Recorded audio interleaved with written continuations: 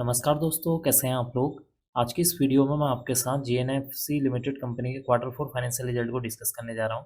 यहाँ पर मैंने जो रिजल्ट ओपन किया हुआ है ये कंसोलिडेटेड रिजल्ट है। इस रिजल्ट में हमें 3 सेक्शन पर फोकस करना है। पहला है मार्च 2025 रिजल्ट, सेकंड है दिसंबर 2024 रिजल्ट, थर्ड है यहाँ पर मार्च 2024 रिजल्ट। तो सबसे पहले बात कर लेते हैं कि इस क्वार्टर में कंपनी की कितने करोड़ की रिवेन्यू जनरेट हुई है, यानी कि कंपनी का जो मेन बिजनेस है वहाँ से कितने करोड़ की यहाँ पर इनकम जनरेट होती हुई नजर आ रही है। देखिए, इस क्वार्टर में कंपनी की 2055 करोड़ की इनकम जनरेट हुई है। प्रीवियस क्वार्टर में 1899 करोड़ रेवेन्यू था। प्रीवियस ईयर में 2110 करोड़ की यहाँ पर रेवेन्यू देखने को मिली हुई है। इसका मतलब कि कंपनी के अगर रेवेन्यू को आप ईयर ऑन ईयर वाइज देखते हैं तो कंपनी की रेवेन्यू में 2.61% की यहाँ पर गिरावट देखने को मिल रही है, जो कि इसके लिए एक निगेटिव पॉइंट है। अब हम बात कर लेते हैं कंपनी की अदर इनकम के बारे में। देखिए, इस क्वार्टर में कंपनी की 122 करोड़ की अदर इनकम है। प्रीवियस क्वार्टर में 157 करोड़, प्रीवियस ईयर में 108 करोड़ की यहाँ पर अदर इनकम देखने को मिल रही है। इसका मतलब कि इस क्वार्टर में कंपनी की जो अदर इनकम है, उसमें एक अच्छी खासी तेज़ी देखने को मिल रही है, जो कि इसके लिए एक पॉजिटिव पॉइंट है। अब हम बात कर लेते हैं कंपनी के टोटल एक्सपेंसेस के बारे में, यानी कि खर्चों के बारे में कि इस क्वार्टर में कंपनी ने कितने करोड़ के खर्चे किए हैं।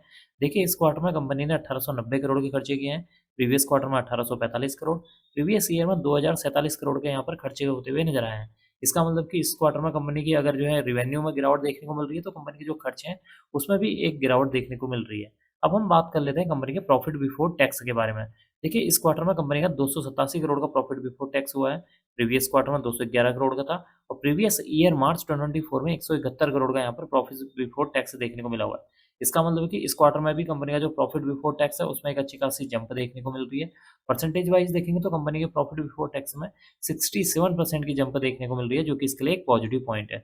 अब हम बात कर लेते हैं कंपनी के नेट प्रॉफिट के बारे में, यानी कि पैट के बारे में, कि कंपनी को जो टोटल मुनाफा एंड में कितने करोड़ का देखने को मिल रहा है। देखिए, इस क्वार्टर में कंपनी का जो टोटल मुनाफा है वो यहाँ पर 210 करोड़ का है। प्रीवियस क्वार्टर में 158 करोड़, प्रीवियस ईयर में देखेंगे तो 127 करोड़ का देखने को मिल रहा है। इसका मतलब कि कंपनी का जो नेट प्रॉफिट है, जब हम उसको year on year wise compare करते हैं तो कंपनी के नेट प्रॉफिट में अराउंड 62% की यहाँ पर जंप देखने को मिल रही है, जो कि इसके लिए एक और पॉजिटिव पॉइंट है।